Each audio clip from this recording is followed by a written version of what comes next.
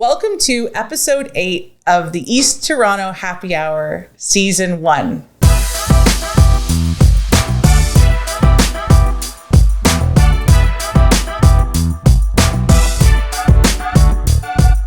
I'm Shane Little. And I'm Jenny Simon. And we are co-hosts of the EastTO Happy Hour podcast. We are realtors with the Riches Group Remax Hallmark, and we live, breathe, and work in the East End. We want to introduce all of you to our awesome friends, business owners, and interesting people that we know and are going to get to know in the neighborhood. And because it's happy hour, we've decided that we're going to partner with local breweries, coffee shops, so we can have a cocktail or a drink with our new friends to get to know them a little bit better, while supporting local. So thanks so much for tuning in, and we hope you enjoy this episode. Welcome, everybody, to this episode of EastTO Happy Hour podcast. We've got Nut Bar today because we're recording at 10 a.m., and we've also got an amazing guest today. We've got Brad Bradford, the councillor for Beaches East York, Ward 19. Brad, thanks so much for joining us. Great to be here with you. Awesome. So we wanted to get started, I guess, talk a little bit about, your background, where you came from. We have a mutual friend, I think was your college roommate, Pat, at York University. So maybe talk a little bit about that and how you kind of ended up in the East End. Sure. Yeah, well, I'll put it on the record off the bat. Grew up in Hamilton, so a little bit further west down the QEW. Made my way to Toronto in sort of a non-direct way, but undergrad, met my buddy Pat, York University. Just a Craigslist find, those beautiful Craigslist finds. Pat was one of them, still with me today, all these years later. And like a lot of folks, you finish up school, you land in a job. I was working in the private sector doing urban planning at a consulting firm downtown Toronto. Was living at Yonge and St. Clair at the time. Did a little sabbatical down in Boston, Massachusetts. Went down there doing some renewable energy policy for 3 years. Wow. And then came back to the city. And where do you come back? Where do you move when you move back to Toronto? You moved to Yonge and Eglinton. Yonge and Eglinton, right? So I was part of that mass, and I was living with my now wife and partner, Catherine. And, we ended up in the East End just by a stroke of good luck and fortune. I got another buddy on Kip and Davey from the planning department when I was at the City of Toronto. And he said, take a look around the city. Check out the West End, and then when you're ready to buy, come to the East. And, that was sort of true. Again, being a guy from Hamilton and my mom's out in Kitchener, I sort of was partial to the West End initially. Yeah. We started looking around, but it was a Thursday night. I remember it very distinctly. We come out on the subway from Yonge and Eglinton, make our way down, and we go to Woodbine Station. And we come up, we emerge from the subterranean of the subway. We walk out onto Danforth in all its glory. The sun is setting in the West End, and we take a short jaunt down to Eastland Park. And you see the market activity, all the families, the vendors, the music, the sun setting on the western horizon. And, we were hooked. We turned off all the listings across the rest of the city. We focused on this area. I'm myself at Woodbine and Danforth right there in that little pocket. And it took us, 5 or 6 months to get in, obviously. And this was back like 2015, 2016. Yeah. A lot faster than our buddy Patty. But it took some time and, different offers on different places as you do in Toronto. Yeah. But we got in, and it's just been, the really one of the best things that happened to us in our lives, the family, the friends, the community that exists here, all the great things that I'm sure we're going to talk about here in the East End. I've got it on my office window on Danforth, believe in the East, because that's my mantra. It's sort of the underdog vibes here in Toronto, but the East is rising. Whether you're an entrepreneur and you want to start a business here, I joke about Beaches East York being the family belt. So many young families, generational change here, millennials coming in because it's such a great place to live. It's a great place to raise a family. It's a great place as a senior, very walkable, lots of great businesses, and we couldn't be happier here. So obviously I'm a big booster for the East End, but I feel very fortunate to be here. Awesome. And so East End, and then when did you get into politics? Was that kind of around the same time, or how did that? It was not around the same time, and it was not, this was not a big grand calculation. It was sort of, it was a slow burn. I was working, as I said, my background is in urban planning, so that's the world I come from. I'm obviously very bullish on cities. I'm bullish on Toronto. And I had the privilege of working in the Chief Planner's office at the City of Toronto on the civil service side. So I was like embedded in the government and, spending my days at City Hall trying to make the city a better place. But it was not without frustration. And bureaucracy and government is, these are big institutions and they're set up to do the same thing over and over again in a very repetitive way. That is the value of an institution. But they're not necessarily good on leading on change, the type of change that we need. And as a city, the most diverse city in the world, a city that is growing at, historic rates, 3 million people and getting bigger every day, change is needed. And we don't necessarily require doing the same thing over and over again. We require fresh thinking and new ideas. Simultaneously, I was involved with an organization called Civic Action. Yep. I was part of the Diversity Fellow Program. And what they're really great is, taking young leaders and giving them the tools and the skill set and the experience and the mentorship to build on, the success that they may have had and really mold them to be future leaders in the years ahead. And I would show up every month and listen to my 25 other colleagues doing really, really incredible things, whether that was, working with at-risk youth or starting a food bank or creating an app to connect seniors with services. And I would show up every month and sort of just complain about the bureaucracy and complain about the politics at City Hall. And, a couple of my colleagues, it was the classic, Brad, stop complaining about it, put your hand up and try and do something about it. So this was not a, something that I always thought I would be doing. It was really more of a slow burn and kind of my experience and exposure and what I was going through at the time. And frankly, my naivety about politics, because I think now kind of 3.5 years into it, if I knew then what I know today, maybe I wouldn't have done it. It was the belief that we could make a difference. It was a lot of hard work. And most importantly, it was people around me who believed in a shared vision and we're committed to trying to make that change happen at City Hall. And here we are. That's amazing. So you came about it organically. Yeah.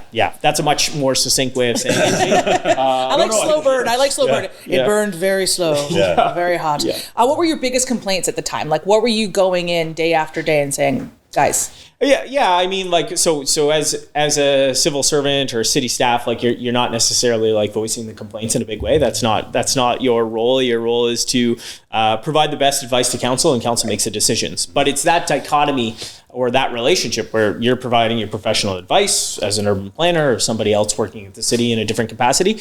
But ultimately, council makes the decisions. So when we talk about transit or we talk about affordable housing or we talk about climate change or we talk about bike lanes, like all of these ultimately are decisions that get made at a political level.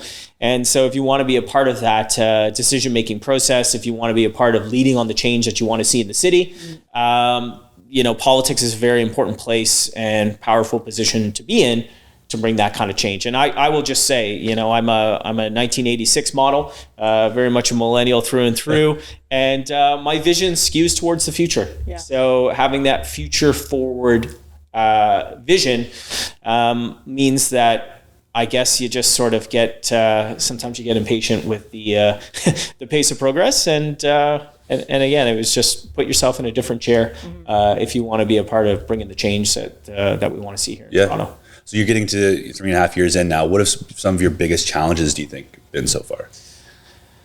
It would be tough to just... How much time do you have? That's right. Yeah, no, we don't have to go into that. No. It's been a huge learning experience for me. And so, again, not coming from politics, I was a civil servant, not coming from politics, not being politically engaged. It was that naivety of just understanding sort of the cut and thrust of the job, and understanding that you always have to find a political pathway to get things done. Yep. And so you can be strident about it, you can fire off hot takes on Twitter, you can rack up the likes and the retweets and feel good about it, but that's actually not necessarily an effective way of getting things done. Yeah. So it is about building broad coalitions of support.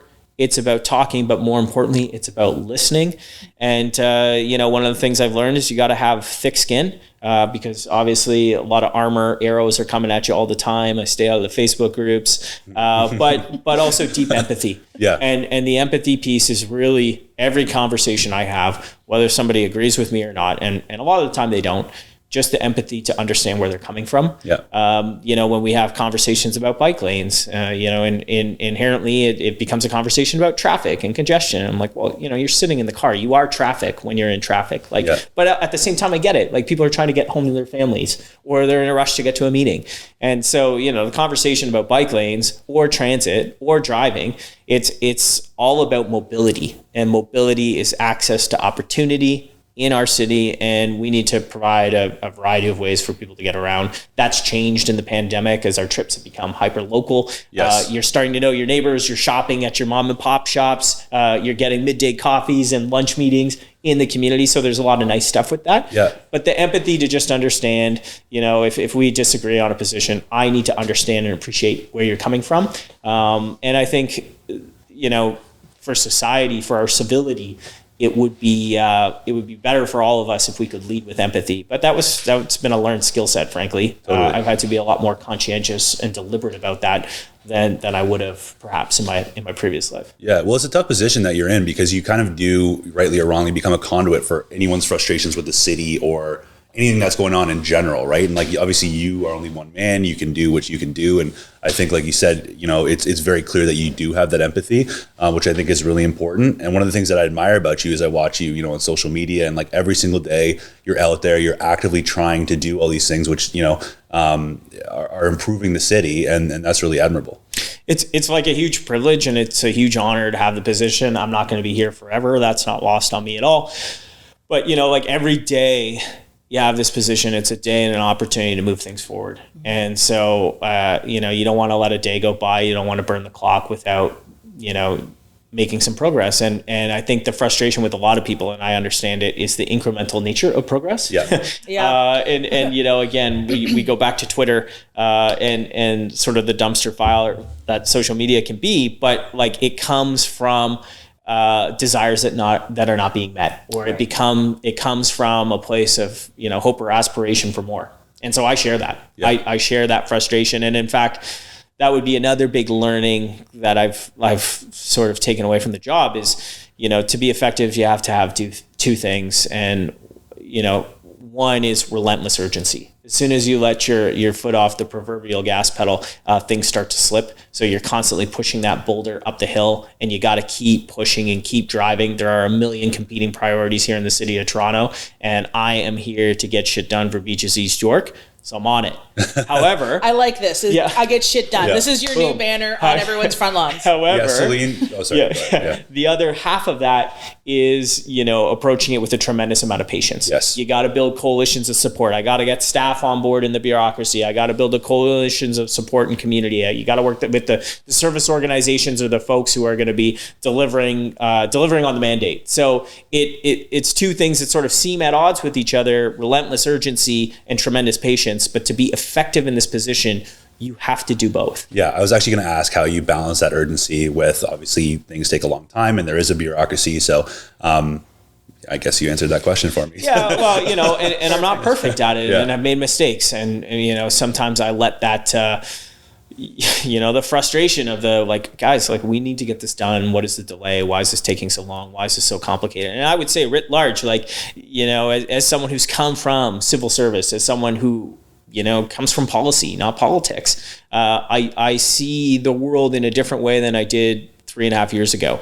The city and politicians are great at putting out statements, objectives, motherhood statements, but it's great to declare a homeless emergency. It's great to declare a climate crisis, but what are you actually doing to address those things? Yeah. And so you make a statement and a declaration, but show me the work. Yeah. Show me the proof. Show me the changes that we're making and the advancements that we're doing on these really important files that will actually make a difference. And so I've been seized with the work. Folks, I think, come at me sometimes because I don't perhaps do enough of the performative stuff or the statements or lean into that, but I'm seized with the work and actually getting things done that will materially make a difference. And, whether that's building supportive housing or, looking at new ways to build laneway suites or re-examining some of the technical stuff around our restrictive zoning policies in our neighborhoods, or slamming down bike lanes on Danforth, or bringing live music onto patios in Toronto. It's amazing when you reflect on the opportunity you have in the job to make a difference, and the community as it was before and the community as it is today. And most importantly, the community as it will be in the future. Right. And you're kind of thinking about all those things at the same time and trying to, govern in a way that, leaves us in a better place when you're done the job. And I think that's everybody's hope when they come into a role like this, is that they can leave it better than how they found it. Yeah, absolutely. Your hope. Yeah, for sure. Yeah. And so you're a big door knocker or canvasser. So are you kind of like, how are those conversations going at the doors? Are you kind of pitching that long-term vision? How are you successful doing that basically? I go to the doors. Obviously we've had a bit of a pause here, circuit breaker with the global pandemic, but like in the windows, like, when we're riding the waves and when it's safe to do so. And certainly now, I go out every Friday for a couple hours. It keeps me grounded. Like the most important thing is listening to people. And, they're often surprised, like when you show up on their doorstep and it's like, oh, is there an election? I'm like, no. Like I'm just here because like I need to hear from you so I can do my job better. Right. And people are typically pretty grateful. Like we have an incredible community of neighbors who lead, and I was inspired when I ran on all of the community-led change that I see here in the East End, whether that's, the Ice Masters in Fairmount Park, who have been running an incredible community rink for 30 years. And now the Leafs and the Home Depot are all in on it, and they've got the boards and they've got the hockey rink and they've got it's so cool. Yeah. It's, or bringing a pizza oven in, and setting up cooking classes, or community gardens that we're working on in Dentonia Park, or the cycling community who is teaching new Canadians how to ride bikes and navigate in a city like Toronto. Because again, mobility is access to opportunity. Yep. Like all of these things, I was always inspired by community-led change, and then having the opportunity to be in a position to help accelerate that or amplify all the great work that goes on here as East Enders has been really special. But you go to the door and I hear a lot of great ideas from people, and I hear about their hopes and their aspirations for what they want to see in the community. And then you take it back to the office or down to the clamshell at City Hall, and you get to work on trying to realize that vision. So I take my cues from the community. Folks have a pretty good understanding of where we are and where we'd like to go. And the best way to unpack that is to start by listening. I recognize that folks are busy in their lives, so I just take those conversations to their front door or their apartment, or on the subway, or on a patio for a beer, whatever.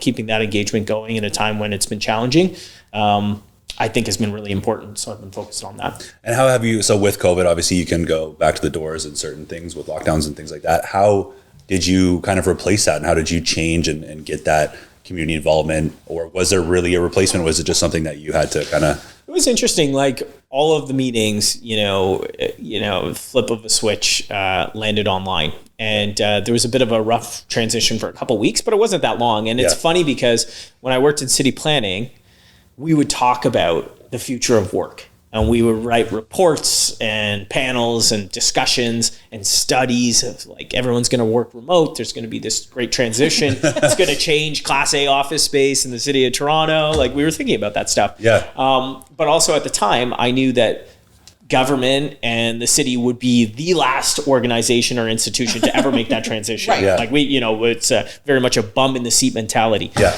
And then global pandemic hits, COVID-19, and literally overnight, I remember having a conversation with the mayor. Like I think it was Friday the 13th in March. Yeah. And then it was like shut down. Yeah. Yeah. And I had called him and said, look, like, I think about our Main Street businesses. I care a lot about the small business community. That was one of the things that attracted me, that entrepreneurial spirit here in the East End, and that they were going to just be absolutely sidelined through all of this. So how do we, as a local government, recognizing we don't have, the money tree out back, but what can we do to help facilitate and support local businesses in a really challenging time? So we had a phone call about that. And we did work on that over the past 2 years, and we've had some really positive outcomes as a result of that. Yep. However, from a consultation and engagement standpoint, all of that changed overnight. It changed how we worked. It changed how we connected with families. It changed how we engaged as a community.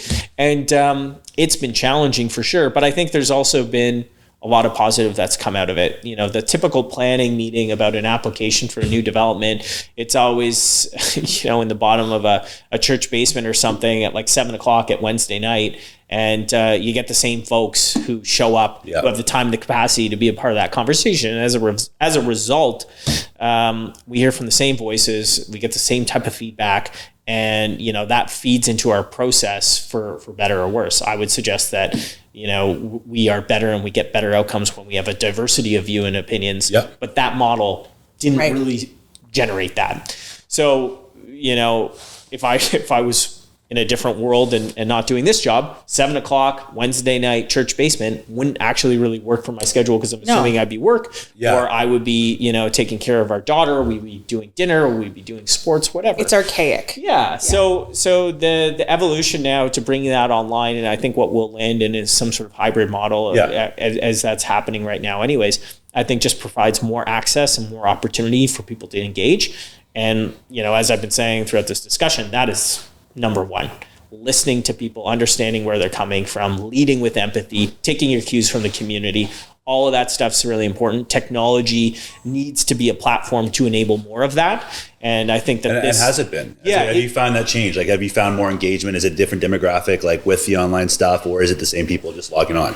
No. It's definitely different people. It's definitely different demographics. You've also lost people. Like, let's acknowledge that, like, not everyone's necessarily tech savvy and logging into Zoom or WebEx or Teams or, you know, what's the other one?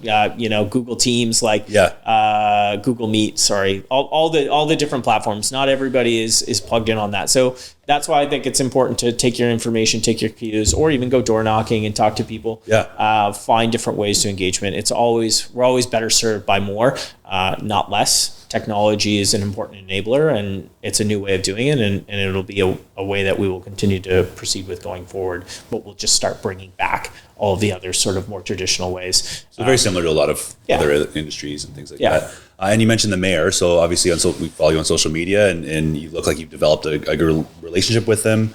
How has that evolved over the past 3.5 years? Are you guys like good buddies now? Like, do you like what's that relationship? Do you go for dinner, like hang out? Well, again, like, you know, I think we had the mayor back here, Carl's shop there, Peaches Brewing, last summer from the patio pint. You know, he cares a lot about the small business community too. We've had him up on Danforth, local in Treche when we launched our Amplified Music on Patios program. So yeah, we get him out in the East End from time to time. Being the mayor is a very busy job. You know, here in Beaches, East York, I answer to about 120,000 constituents. He answers to about 3 million. Right. So, you know, people think I keep a busy calendar, and to a degree I do, but you look at the things that he does in a day, and it's like 18-hour days. And I ride bikes a lot. And I'll ride downtown early in the morning before I get my workday started. And, you know, maybe I'll be rolling past City Hall at like 6:30. And you could see his office light on over Nathan Phillips Square, reading the paper, going through his briefs for the day. The guy's a machine. So, we have a great relationship. Probably don't have as many beers as I would like to. And I think it's fair to say I drink a lot more beer than the mayor does. But, you know, we've been really fortunate to have that sort of steady leadership at a time of such global uncertainty. Absolutely. And, you know, I'm glad he's running again. And, again, if you want to work, with John Tory, there's lots of opportunities to do that. He also is a great listener and is really committed to moving Toronto forward. And so I've always had a productive working relationship with all my colleagues, and I think that we need more of that in politics. Less division, more focus on points of collaboration. And that's, I think, what residents expect of us, and certainly gives us a better government when we approach it that way. Amazing. And to switch it up a little bit, what are some of the initiatives that you're working on right now? Like, what do you see as the next, like, let's say next 3 to 5 years? What do you think is important for the East End, and like, what do you want to set up for the future? Again, I think it's really important that folks have good access to jobs and good employment opportunities here in Toronto. So writ large, I think that's a big thing for the city. And definitely locally, we've been working on supporting our local East End economy, making it easier to do business, removing barriers for doing business, and reimagining the city of what it could be. So you've seen with the Cafe TO program, traditionally our right of ways, the technical fans of term. that. I love Cafe Tio. Like, isn't Queen Street just such a dream now? And come alive. Danforth, yeah, And it allows people to be creative too, and like what they've done with their outdoor spaces. It makes, and we like. It's a pleasure. Talking about getting around, like most people that live in the East End are walking. Like we live in Leslieville, Right. We're walking down Queen Street. It has made it much better to walk, especially in the summer. I love it. You get to see everybody. You get to interact with the businesses much more. It's such a good program. It's been a lifeline for local business, and it's also added to that vibrancy and animation of our streets, and created a vibe that I think is something that we hoped for in Toronto. And now we're showing that, if you reimagine the way things have always been, it's shown us what we can be. And that's what, coming out of this pandemic, I think it's shown us a Toronto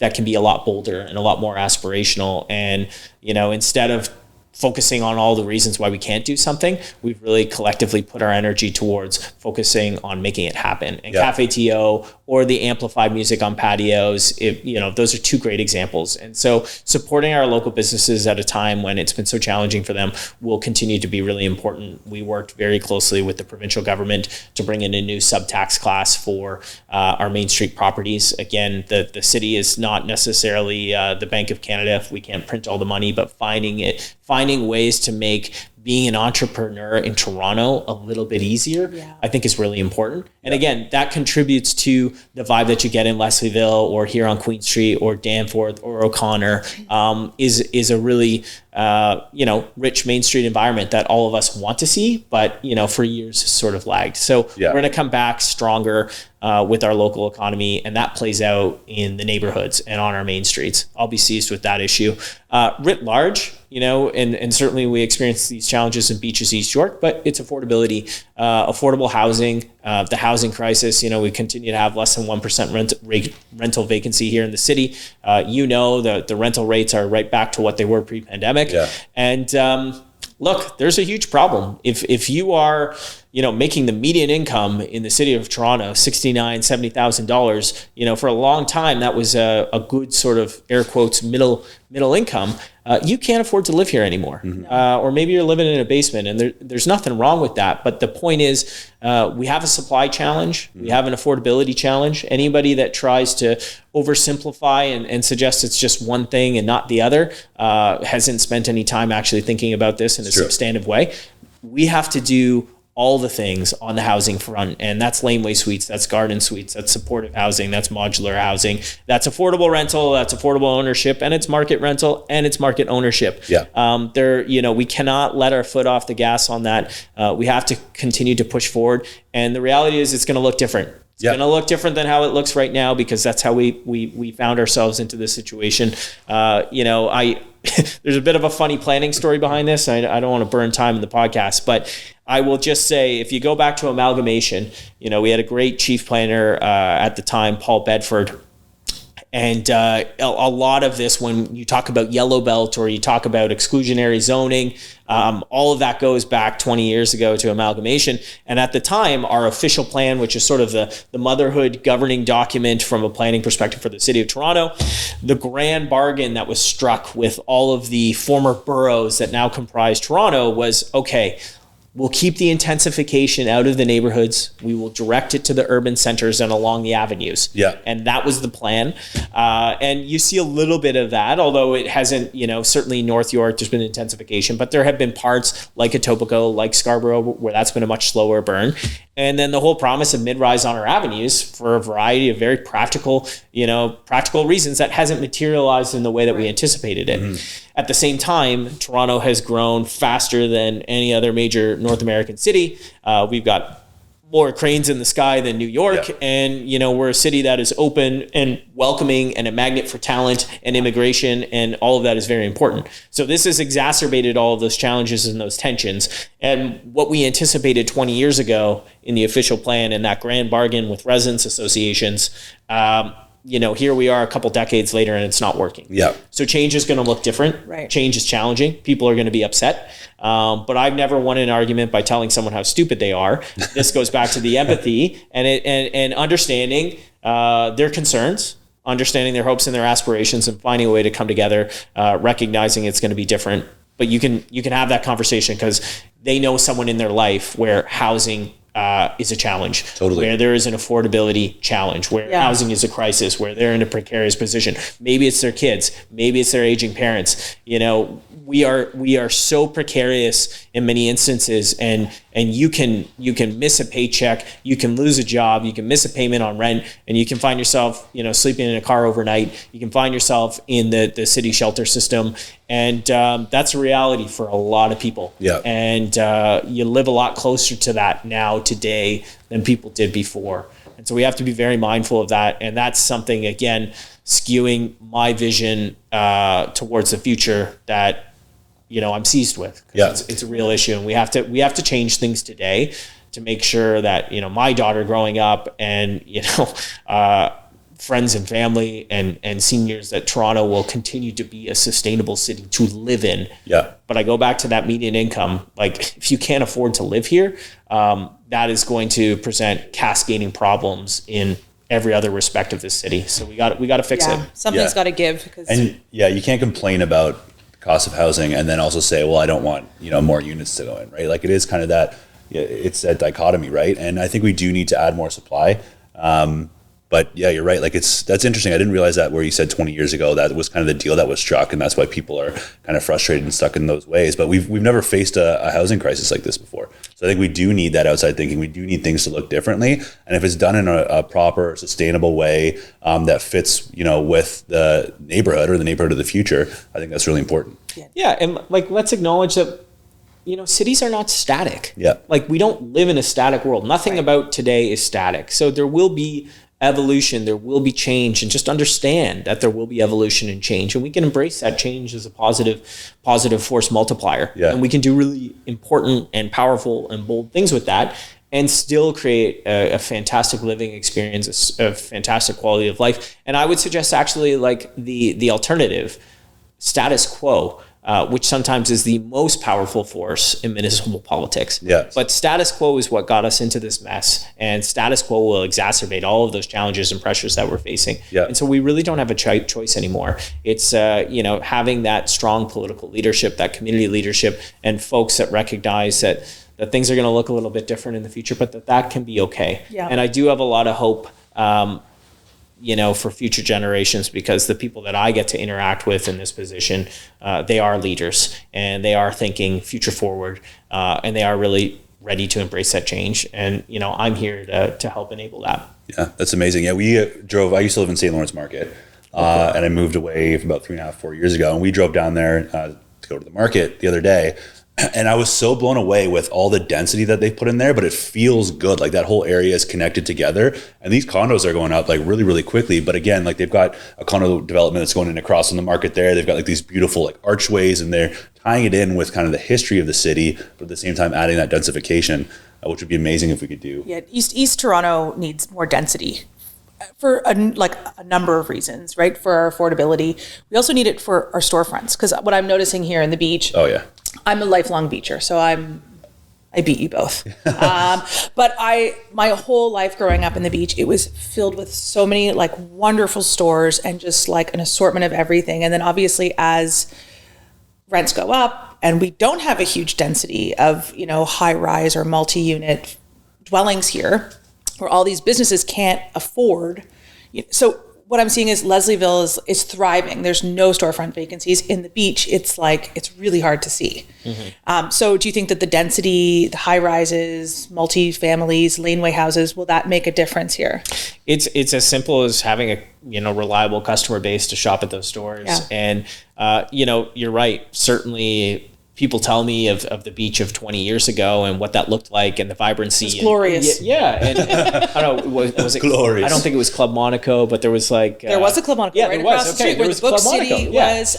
There, I'm almost certain there was a Gap at some point. Yeah, am I losing my mind? But there was toy stores, there was clothing stores, there was so many wonderful things. So you're exactly right, and that contrast between, you know, the beach and Leslieville is one that comes up all the time. But even just, you know, draw a circumference around Queen Street, like, it's different. Like, we also have a waterfront So like you're losing, 180 degrees of, potential customers and neighborhoods there just by proximity of the lake. Point. But it's also actually an anchor and a destination because of that. It is, you can't be the beach without a beach. So It's not just a clever name. It is. There's challenges around the geography, but you're absolutely right. Like, Queen Street will grow. We will see that mid-rise form, but I think more exciting is the change of, more multi-unit housing in our neighborhoods. And, you see that. You actually see that a lot in the beach, and we talk about the missing middle, which is that form where it's gentle intensification in the neighborhoods. We actually have a lot of that in the beach. You go south of Queen, you've got those quad walk-up apartments, absolutely, multi-unit, all rental, which is phenomenal. And we need to see more of that because the notion that everybody is going to have a single detached house, with the fence around it, that's not the reality in big cities like Toronto or Paris. Or that's okay. And it's also a great way to get into the market too, right? Like and I think and that's fine, and that can be a good thing. So. But what we have right now is, a existing housing stock that largely reflects that sort of former reality. What we don't have is that missing middle piece where we're adding that gentle density that actually fits really well in with the neighborhoods. It's not overbearing, but crucially, it provides more housing opportunities for more people in more neighborhoods. And that's where we start talking about zoning bylaws and people turn off the podcast and stuff. But making those changes. And so you talk about the next term going to be leading on that. We're doing a missing middle pilot right now in Beaches East York. I know people don't love the piloted approach here in Toronto. But to them, I say it is very powerful to be able to demonstrate the success of a project that gives people comfort. This goes back to building coalitions of support. We will demonstrate it in Beaches East York. We will make it work here. And then we will build a model that we can roll out across all 640 square kilometers in Toronto. And those are the type of big changes in terms of impact that will make a really important difference for how we build and how we grow in the city going forward. And it allows you to beta test too. You can change things, figure out what works, get a data set, and then work from there. This is the other thing too. And just on pilots, like, again, people get frustrated and they'll talk about, why is Danforth Bike Lane a pilot? Well, like, that's going to be permanent. It's done. We've approved that. But when you make a pilot, you're also building around a staff competency and resource to make changes and improvements based on the feedback of the project. Right. So, when you put something in and you don't have the budget or the staff resources to make those improvements, then it's a lot harder to fix it afterwards. If it's budgeted and built out as a capital project in a pilot, then all of those resources are a part of that package. And so we've made changes to the turning radii. We've made changes to the signal timing. We've made changes to the parking and the spacing on Danforth bike lanes, which, we call Destination Danforth. And it has incrementally gotten a lot better over the past 2 years as we've tuned that stuff to make it work. What you see now is a really sort of harmonious streetscape that protects people, prioritizes safety, and also creates a great environment for businesses. Totally. Awesome. Well, I think we're ready for I think we're ready for the rapid fire. Okay. Yeah. This is where people either are thrive or sink or swim. Oh my Sink God. or swim. Yeah. So we'll give away the first question is, what's your favorite restaurant? Doesn't have to be East End. Obviously, we'd love it if it is East End. Everything we can talk about East End, ideally, would be great. It's more like restaurants, but food, it's easy stuff. Yeah. But we have had somebody, we asked, like, what's your favorite restaurant? And she just froze for like 45 seconds. And she's such a foodie, and I know her so well. We're like, literally just name any restaurant. You talk all the time. She could just, so anyways, it's just keep it as easy as you can. You don't have a pet, do you? Do you have a pet? No, no pets. So I'm not going to ask what your favorite pet store is. That was another question. You're already free. You already get one last question. Okay. So we got Brad Bradford. Yeah. Rapid fire. East End, hopefully edition. Your favorite restaurant? Can't pick one, but I go out to restaurants all the time. You have to pick one. I go to Sauvignon a lot. Oh, yeah. What's your favorite dish there? Yeah. Probably the pasta. Yeah, or a Ketty. Fantastic. Favorite clothing store? Foreign Rider Co. on Queen. East End, Canadian made, Ralph, phenomenal. Nice. Amazing. Wear a lot of that. Amazing. Gym? Workout? Workout on the bike, mainly run my bike. So head out east to Brimley, do intervals on that, up and down. Gym, yeah, probably Balmy Beach Club. Okay. Nice. Oh, nice. Favorite coffee shop? Oh, yeah, there's a lot. I know. I'm going local, poured coffee on Danforth. right in my neck of the woods there. It's one of the bring your own cup, Love it. Awesome. bring your own utensils kind of place, and they pour a nice Spro. Nice. Best burger. There's so many. I know. It doesn't make it easy. You know, best. Well, I'll go to Rudy Burger a little further Yeah. east on Danforth. Rudy. Line. Yeah. Exquisite. Yeah. Your favorite pizza? You know, this is hard. There's so I many. know. I hope you don't ask brewery. There's so many. I've been going. Parkview Hills Pizza is great up at St. Clair and O'Connor. I also, new addition to St. Clair, Dino's. Okay. Dino's Pizza and Bakery.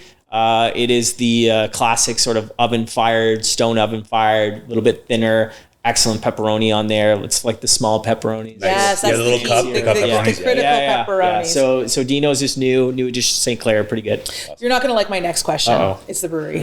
I know. You know, variety is the spice of life. So I can't pick just one. I could name them all, but then there's the risk of missing. Yeah. I will say what I love about the breweries is all the great patios. Carl here, Beaches on Queen, Beaches Brewing Co. Totally take advantage of Cafe TO in all the best ways. Red Tape Brewery has done a really nice garage door installation there up on Main Street. Yes. Certainly Muddy York has a very nice Bermondsey vibe there, their patio situation. And Brunswick Beer Works, which is a bit of a hidden gem. They're a contract brewer up in Bermondsey. However, the stuff I know one of the the brewers there. They're they're phenomenal. And if you go in there and like get their house label stuff, that is a hidden gem. Nice. They contract brew for a lot. Common Good, right? Isn't it Common? This is not Common Good, although Common Good I do as well. Okay, never mind. But this is Brunswick, and they are a contract brewer, which I think Common Good is also a contract brewer. Yeah, I think so. And they're out in Scarborough? Yeah, right there. Anyways, lots of beer in the East End. Do a brewery tour. You'll have a great afternoon. Awesome. Favorite bakery? Man. This isn't meant to torture I know. anybody, I feel but it bad does now. torture. I know. We're like pigeonholing them. What's your favorite? Probably Selena's, Danforth. Yeah, That's a again, good like classic, this is a neighborhood thing, but I love them all. I go to Zane's too. Zane's like is delicious. there's a lot of good bakeries here. Yeah. So there's two. This is a question that's a two-parter, and you might not want to say or whatever, but we asked How about Mark after Richards. like a 24-hour bike ride instead of? It's usually favorite hangover takeout and favorite regular, but we'll say favorite after a 24-hour bike ride. And then regular. You know, usually kind of like the junk food takeout, and then you want the classic mainstay takeout. Okay, so like, are we talking greasy spoon breakfast? Is that Whatever. Is that the, Whatever you like. Whatever you like to, yeah. Hangover. I try not to get hungover. I figured you were. So after you do a that's what 24-hour bike ride, Yeah. for charity. Well, then I you know, historically I've been grabbing the Descendants deep dish pizza. Yes, That's a good one. what it That's is. a great one. Yeah. Yeah. But you know, Rise and Dine is a great greasy spoon. St. Clair and O'Connor. I go Delightful. there a lot for breakfast. Yeah. Like a lot. It's also a great place to go and hang out and talk to people. Yeah. You know, good vibe in there. Classic diner. Yeah, I think Descendants greasy pizza, deep dish, also of the East End variety, very good. So good. I like to get that, but not too often. Yeah. But like after a 24-hour ride for sure. I always say it's like 100%, a once-a-year pizza, and it's I do it more so than good. that. Yeah. It's so good. Well, no, yes, so do I. But, and then your favorite East End bar. That's the last question, so I can put you out of your misery. Okay. Favorite. Like, I've been going to, you know where I've been going lately? Bottom Wheeler there, Captain Jack's. Oh, yeah. Little off the beaten trail, a different vibe. Made lots of friends in there. I do the Kilton Harp up on Danforth. Great. I also do the Firkin on Danforth a lot too. Captain Jack's. yeah, Let's Captain leave it at Jack's. that. Put a period on that. That's so good. Find me at Captain Jack's. Yeah. Amazing. You have any questions for Brad Bradford? You go to Captain Jack's. Captain Jack's What on a day? Friday night. Yeah. Okay, cool. Yeah, 9 o'clock. 9 Amazing. o'clock. There we go. Air your grievances. Yeah. Yeah. He'll listen. Yeah, the Festivus, with the airing of grievances. Exactly. Amazing. Awesome. Well, thanks so Thank much, Brad. you Really so appreciate much. your time. We know you're busy. And No, it's that great. was awesome. That was Yeah, awesome. good. Thanks for hanging good. out, guys.